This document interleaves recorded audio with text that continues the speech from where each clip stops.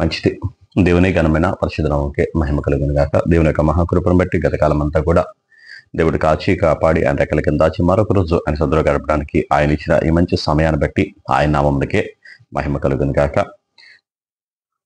చిన్న ప్రార్థన చేసుకుని వాక్య భాగంలోకి వెళ్దాం. స్తోత్రం నాయన, మహాపరిశుద్ధులైన దేవానికి వందనాలు, స్తోత్రాలు. వాక్యమైన దేవుడు నాయన, తండ్రి నాన్న మీకు వందనాలు. దేవదేవుడా మీకు స్తోత్రాలు చేస్తున్నాం. మీరే మహిమ పొందండి. కృపతో దయతో మమ్మల్ని నింపి సహాయం చేసి తండ్రి మీకు స్తోత్రాలు చేస్తున్నాం. ఆయన అయా వాక్యం ద్వారా మీరు మాతో మాట్లాడండి. అయా వాటి ద్వారా మహిమ పొందిన తండ్రి మీకు స్తోత్రం నాయన. వాక్యం వినుచున్నా చూస్తున్నా ప్రతి బిడ్డను కూడా మీరు దర్శించండి. అయా మనోనేత్రాలు మీరు తెరవండి. ప్రభువా ఎంత వ్యతిరేకమైన ఆత్మతోనైనా వారు చూసినప్పటికీ నాయన, ప్రభువా తండ్రి నాన్న మీరు వారు దర్శించినైనా అయా తండ్రి నాన్న జ్ఞానం నేను వారు దయచేసి మీరు మహిమ పొందమని యేసునామములో నడిచినాం తండ్రి, ఆమేన్. మంచిది. దేవుని ఘనమైన పరిశుద్ధ నామముకే మహిమ కలుగును గాక. వాక్యం వినుచున్నా చూస్తున్నా మీ అందరికీ కూడా ప్రభువైన యేసుక్రీస్తు నామములో వందనములు శుభములు మీకు తెలియజేస్తున్నాను. ఇక్కడ నిన్నటి దినాన న్యాయాధిపతుల గ్రంథం 14వ అధ్యాయాన్ని మనం ధ్యానం చేసుకున్నాం. 13వ అధ్యాయంలో అతని యొక్క జనన విధానం మనం చూసాం. మనోహకి వాళ్ళు పుట్టిన దేవుడే వచ్చి 40 సంవత్సరాలు ఫిలిష్తీయుల చేతిలో ఉన్న వారిని విడిపిస్తానని ఆయన ఏర్పాటు చేసుకున్న సంసోను, కానీ పెరిగిన విధానం మాత్రం వేరేలా ఉంది. తన మనస్తత్వం మాత్రం వేరేలా ఉంది. దేవుని యొక్క ఉద్దేశమేమో సంసోను మీద చాలా ఉన్నతంగా ఉంది, కానీ అతను పెరిగిన ఆ యొక్క ప్రదేశం కానీ ఆ ఉన్న పరిస్థితులు కానీ అతన్ని డిఫరెంట్గా చాలా తారుమారుగా నడిపిస్తున్న పరిస్థితి మనం చూసాం. ఆమె చూశాడంట, ఫిలిష్తీయుల కుమార్తెను చూసి అతను పెళ్లి చేసుకుందామని చెప్పి అనుకున్నాడంట. దేవుడు విడిపిస్తాను అన్న దేవుడు ఆ కార్యాలు కూడా ఆయన చేస్తాడు. కానీ మనం తీసుకునే నిర్ణయాలు ఉన్నాయి కదా, తప్పుడు నిర్ణయాలు తీసుకొని అవి ఏది ఏమైనా సరే దేవుడు కార్యం మాత్రం ఏ దారిలో మనం తప్పుగా నిర్ణయం తీసుకున్నా ఆ దారిలో కూడా దేవుడు ఆయన నిర్ణయించిన నిర్ణయం వేరు, ఆయన ఆలోచన వేరు. వాళ్ళందరూ కూడా విడిపించాలి అనేది దేవుని యొక్క చిత్తం. ఇస్రాయేల్ అందరూ కూడా సంసోను ద్వారా విడిపించాలన్నది దేవుని యొక్క చిత్తం. అయితే సంసోను తీసుకున్న వెళ్ళే దారి కానీ తీసుకున్న నిర్ణయం మాత్రం అంతా కూడా వ్యతిరేకం. తల్లి గర్భంలో పడకముందే దేవుడు సంసోను గురించి ఒక ప్రణాళిక కలిగి ఉన్నాడు, ఒక ఆలోచన కలిగి ఉన్నాడు.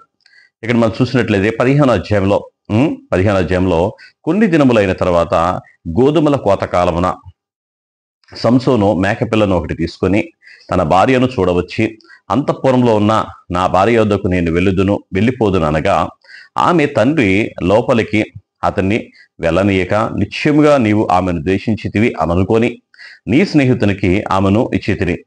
ఆమె చెల్లెలు ఆమె కంటే చక్కనిది కాదా? ఆమెకు ప్రతిగా ఈమెను నీకుండవచ్చును, చిత్తగించము అనెను. అప్పుడు సంసోను, నేను ఫిలిష్తీయులకు హాని చేసిన ఎడల వారి విషయంలో నేనిప్పుడు నిరపరాధినై ఉందునని వారితో చెప్పి పోయి 300 నక్కలను పట్టుకొని దివిటీలను తెప్పించి తోక తిప్పి 2 తోకల మధ్య ఒక్కొక్క దివిటీ కట్టి ఆ దివిటీలో అగ్ని మండజేసి ఫిలిష్తీయుల గోధుమల చేలలోకి వాటిని పోనిచ్చి పనల కుప్పలను, పైరును, ద్రాక్ష తోటలను, ఒలీవా తోటలను తగలబెట్టెను. ఫిలిష్తీయులు ఇది ఎవడు చేసినదని చెప్పుకొనుచు తిమ్నాతీయుని అల్లుడైన సంసోను భార్యను ఆమె తండ్రి తీసుకొని అతని స్నేహితుడికి ఇచ్చెను గనుక అతడే చేసి ఉండేనని చెప్పిరి. కాబట్టి ఫిలిష్తీయులు ఆమె తండ్రిని అగ్నితో కాల్చిరి. అప్పుడు సంసోను, మీరు ఇలాగున చేసిన ఎడల నేను మీ మీద పగ తీర్చుకున్న తర్వాతనే చాలించేదనని చెప్పి తొడలతో తుంట్లను విరగొట్టి వారిని బహుగా హతము చేసెను. అటు పిమ్మట వెళ్ళి యాతాము బండ సందులో నివసించెను. చూడండి, ఆ చేసిన ఆ ఫిలిష్తీని కుమార్తెని అసలు ఆమెను చూసి పెళ్లి చేసుకోవాలి అనుకోవడమే తప్పు. ఆమె దగ్గరికి వెళ్ళినప్పుడు చచ్చిన దాన్ని చచ్చిన దానిలోండి ఆ సింహములోండి తేనె తీసుకొని తాగడం ఇంకో తప్పు మీద తప్పు చేస్తూ అక్కడికి వెళ్ళి ఇంకో పొడుపు కథ వేసాడు. ఆ పొడుపు కథ వేస్తే దాన్ని విప్పడానికి వాళ్ళకి జ్ఞానం లేక తన భార్యని అడుగుతుంటే, మరి అడుగుతా ఉంటే చెప్పదా, పద్దాక అడుగుతా ఉంటే వచ్చి అడిగింది. వచ్చి సంసోను రోజు వచ్చి అడుగుతా ఉంది. సంసోను చెప్పాడు. చెప్పిన తర్వాత ఇక వాళ్ళు ఏదో సాధించేసామని చెప్పి వాళ్ళు అనుకొని ఇక్కడ సమాధానం అనేది లేదు, దేవుడితో సంబంధం అనేది లేకుండానే ఇక వారితో యుద్ధం చేయడానికి వెళ్ళి వాళ్ళందరిలో చాలా మందిని చంపేశాడు. ఆ తర్వాత అక్కడ నుండి వెళ్ళిపోయిన తర్వాత ఇక ఆమెనిచ్చి ఎవరైతే ప్రేమించి పెళ్లి చేసుకుంటున్నాడో ఇక వెళ్ళిపోయిన తర్వాత అతని స్నేహితునికి ఇచ్చి ఆమెను పెళ్లి చేశారు. పెళ్లి చేసిన తర్వాత మళ్ళా కొద్ది రోజులకి మరలా వచ్చాడు సంసోను ఆమెను పెళ్లి చేసుకుందామని. పెళ్లి చేసుకున్న తర్వాత ఆ ఇంటి దగ్గరికి వచ్చినప్పుడు వాళ్ళ నాన్న అంటున్నాడు కదా, ఆమెకి పెళ్లి అయిపోయిందయ్యా, నువ్వు రావేమో అనుకున్నాము, ఈ గొడవలు నేను చూసిన తర్వాత నువ్వు ఇక్కడికి రావేమో అనుకున్నా, కానీ ఆమె చెల్లి ఉంది, కానీ చక్కనిది, ఆమెను పెళ్లి చేసుకో అంటే ఆమె నేనేది పెళ్లి చేసుకుంటాను, నేను ప్రేమించింది ఏమనే అని చెప్పి వెళ్ళిపోయే కోపంతో ఇక పగ తీర్చుకోవడానికి అడవిలోకి వెళ్ళిపోయి 300 నక్కలు పట్టుకొని వచ్చాడు. మరి ఎలా పట్టుకొని వచ్చాడో, దానికి ఏం ఎరవేశాడో, ఆయనకి ఏ జ్ఞానం ఉందో, అసలు ఆ 300 నక్కలు దొరకడం మామూలు మాటల. 300 నక్కలు పట్టుకొని వచ్చి వాటి తోక వీటి తోక కట్టేసి ఆ తోకల మధ్య దివిటివి పెట్టేసి అన్ని కూడా పొలంలోకి వదిలేశాడు. పొలంలోకి వదిలేసి పొలంలో ఉన్న పంట అంతా మొత్తం కాల్చివేయబడింది. దేవుడు చెప్తున్నాడు, ధర్మశాస్త్ర ప్రకారంగా అయితే తినే ఆహారం కానీ పంటను కానీ నాశనం చేయడానికి వీల్లేదు. తినే ఆహారాన్ని కానీ పంటను కానీ చెట్లను కానీ వాటిని నాశనం చేయడానికి వీల్లేదు. కానీ సొంతం చేసిన ఇంకో తప్పు, వీళ్ళన్నీ కూడా కాల్ చేశాడు. కాల్ చేస్తే వాళ్ళు వచ్చారు. ఇది ఎవరి ద్వారా జరిగిందంటే, అదిగో తిమ్నాతులో ఒక అమ్మాయిని ప్రేమించాడు కదా, అది పల్లెడు పెళ్లి చేస్తానన్నాడు కదా, అల్లుడే వచ్చి అంతా కాల్ చేశాడంటే మళ్ళీ వీళ్ళిద్దరిని, తండ్రిని కూతురిని మొత్తాన్ని కూడా ఇంటి వారందరూ కూడా అగ్ని చేత కాల్ చేశారు. వాళ్ళు వచ్చి వీళ్ళని కాల్ చేశారు. కాల్ చేసిన తర్వాత మరలా వచ్చాడు సంసోను. ఇది ఎవరు చేశారంటే, నేను పగ తీర్చుకోకుండా ఉండదు అని చెప్పేసి అందులో ఉన్నవారిని తొడల మధ్యలో తుంట్లతో సహా వాళ్ళు వెరక్కొట్టారు. తొడలో ఉండే కండ, తొడ మీద ఉండే ఎముక చాలా గట్టిది. ఉన్న ఎముక మన బాడీ భాగాలన్నిట్లో కల్లా తొడ మీద ఉండే ఎముక చాలా గట్టిది. దాన్ని తుంట్లతో సహా మొత్తం వెరక్కొట్టేసి వాళ్ళు చంపేశాడు చాలా మందిని, ఎవరైతే వచ్చారో, ఎవరైతే యుద్ధం చేశారో. వెళ్ళిపోయాడు. మరలా వెళ్ళి బండసందులో దాక్కొని అక్కడ ఉంటూ ఉండగా అప్పుడు ఫిలిష్తీయులు బయలుదేరి, 9వ వచనంలో, అప్పుడు ఫిలిష్తీయులు బయలుదేరి యూదా దేశంలో దిగి చెదరి లేహీలో దోపిడి కొరకై దండు కూర్చిరి. యూదావారు మీరెలా మా మీదకి వచ్చితిరని అడగగా ఫిలిష్తీయులు సంసోను మాకు చేసినట్లు మేము అతనికి చేయవలనని అతని కట్టుటకే వచ్చితిమి అంది. అందుకు యోధాజల్లో 3000 మంది ఏతాములోని బండ యుద్ధకు పోయి సంసోను చూచి, ఫిలిష్తీయులు మనకు ఏలికలని నీకు తెలియదా? నీవు మాకేమి చేసితవని చెప్పగా అతడు, వారు నాకెట్లు చేసిరో అట్లే నేను వారికి చేసి తిని అనెను. అందుకు వారు, మేము ఫిలిష్తీయుల చేతికి అప్పగించుటకు నిన్ను కట్టవచ్చితమని అతనితో అనగా సంసోను, మీరు నా మీద పడకుండానట్లు నాతో ప్రమాణం చేయుడి అనను. అందుకు వారు, అలాగు కాదు, నిశ్చయముగా మేము నిన్ను చంపము, కానీ నిన్ను గట్టిగా కట్టి వారి చేతికి మేము అప్పగించదమని చెప్పి 2 కొత్త తాళ్ల చేత అతని కట్టి ఆ బండ యొద్ద నుండి అతన్ని తీసుకుని వచ్చిరి. అతడు లేహీకి వచ్చు వరకు ఫిలిష్తీయులు అతన్ని ఎదుర్కొని కేకలు వేయగా యెహోవా ఆత్మ అతని మీదికి బలంగా దిగి వచ్చినందున అతని చేతులకు కట్టబడిన తాళ్ళు అగ్ని చేత కాల్చబడిన జనపనాల వలె ఆయను. సంకెళ్ళు అతని చేతుల మీద నుండి విడిపోయిను. అతడు గాడిద యొక్క పచ్చి దవడ ఎముకను కనుగొని చెయ్యి చాచి పట్టుకొని దాని చేత 1000 మంది మనుషులను చంపెను. అప్పుడు సంసోను, గాడిద దవడ ఎముకతో ఒక కుప్పను 2 కుప్పలను నేను చంపి ఉన్నాను, గాడిద దవడ ఎముకతో 1000 మంది నరులను నేను చంపి ఉన్నాను అనెను. అతడు చెప్పుట సాలించిన తరువాత ఆ దవడ ఎముకను చేతిలోండి పారవేసి ఆ చోటికి రామతెహలి అని పేరు పెట్టాను. రామతెహలి అంటే దవడకొండ అను పేరు పెట్టెను.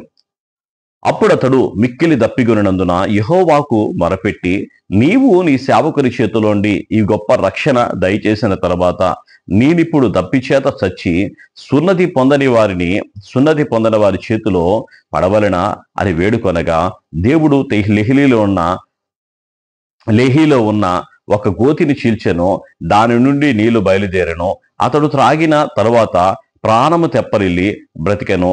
కాబట్టి దాని పేరు నేటికి ఎన్హక్కొరే అనబడెను. అది లేహీలోనున్నది. అతడు ఫిలిష్తీయుల దినములలో 20 ఏండ్లు ఇశ్రాయేలుకు న్యాయాధిపతి అయి ఉండారు. హల్లెలూయా.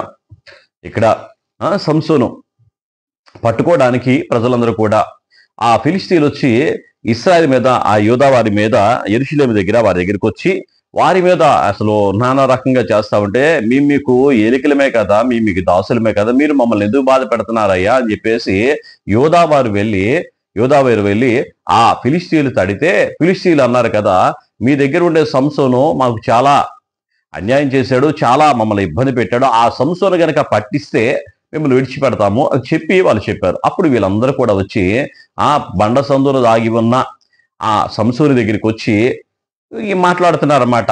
మాట్లాడి పెద్ద పెద్ద తాళ్ళు తీసుకొని, మోకులు తీసుకొని వచ్చి నిన్ను కట్టడానికి వచ్చామంటే, సంసోను అడుగుతున్నాడు కదా, మీరు నన్ను సంపరు అంటే చాలు, మీరు నన్ను సంపరు అని మాట ఇస్తే నేను మీకు దొరుకుతాను అన్నప్పుడు, అంటే ఎవరు చంపాలి? ఫిలిష్తీయులే చంపలేరు. ఎందుకు చంపలేరు? ఫిలిష్తీయులకు దేవుని ఆత్మ విరోధంగా ఉంది, ఫిలిష్తీయుల చేతికి దేవుడు అప్పగించడు. కానీ సొంత వారి చేతిలో మాత్రం, సొంత వారి చేతిలో ఉండి అది చాలా చూడండి. ఒకసారి యోనాను చూసినప్పుడు తప్పు ఎవరి ద్వారా జరిగింది? శుభ్రంగా నిద్రపోతున్నాడు. శుభ్రంగా వాడు అవరంలో నిద్రపోతా ఉంటే వారందరూ వచ్చి అడుగుతున్నారు అన్నమాట, ఇది ఎవరి ద్వారా జరిగింది, ఏం చేయండి అంటే, యోనా అంటున్నాడు కదా, నన్ను తీసి ఈ ఓడలో బయట పడేస్తే ఈ సముద్రం అంతా కూడా అణిగిద్ది అన్నప్పుడు వారందరూ కూడా, ఇప్పుడు ఏం దూకేయచ్చు కదా, ఏం దూకట్లా, నన్ను తీసి అందులో వేసేయండి అన్నాడు. నన్ను తీసి అందులో వేసేయండి అంటే మనకు మాత్రం ఏది ఉండకూడదు. ఆత్మహత్య మహాపాపం, మనలో మనం చంపుకోవడం కరెక్ట్ కాదు. కాబట్టి వాళ్ళ దగ్గరికి వెళ్ళినప్పుడు వాళ్ళందరూ కూడా గట్టి తాళ్ళు పెట్టి కట్టి, మేము నేను చంపము, అదే మాట మేము మాటిస్తాము, కానీ వారి చేతికి మాత్రం నేను అప్పగిస్తామని చెప్పేసి తాళ్ళుతో కట్టేసి వాళ్ళకి అప్పగిస్తే దారిలోకి మోసుకొని, అసలు చాలా సంబరంగా ఉన్న మొత్తం మోసుకొని, అమ్మయ్య దొరికేశాడు సంసోను అనుకొని అసలు ఎంతో ఆనందంతో ఎంతో గంతులు వేసుకుంటా వాళ్ళు వెళ్తా ఉండగా, దారిలోకి వెళ్ళిన తర్వాత లేహి అనే చోటుకి వచ్చినప్పుడు ఇక ఆ తాళ్ళన్నీ కూడా పీసులుగా మారిపోయి, తాళ్ళన్నీ కూడా అసలు కాల్చబడిన బూడిదలాగా మొత్తం తాళ్ళన్నీ ఊడిపోయినప్పుడు, ఆ తాళ్ళు ఊడిపోయినప్పుడు ఆయన లేచి ఇక వాళ్ళందరినీ కూడా, వెళ్ళిన వారందరినీ కూడా, ఇక్కడ 1000 మందిని చంపారంటే ఎంతమంది ఇల్లు ఉంటారు? ఒక గాడిద దవడ ఎముక పట్టుకొని 1000 మందిని ఒక్క దెబ్బతో మొత్తం కూడా వాళ్ళందరూ చంపినప్పుడు వాళ్ళందరూ కూడా ఇక పారిపోయారు. మొత్తం 1000 మందిని ఆ ప్రైస్ లో చంపినప్పుడు అప్పుడు అంటున్నాడు అనమాట, గాడిద దవడ ఎముకతో ఒక కుప్పను 2 కుప్పలను, ఏ ఆయుధం కూడా నా దగ్గర లేదు, ఉన్న ఆయుధమల్లా పచ్చి దవడ ఎముక. ఆ దవడ ఎముకకు బలమిచ్చింది ఎవరు అంటే దేవుడు బలమిచ్చాడు. దేవుడు బలమేమో బట్టి అందులోకి బలం వచ్చింది.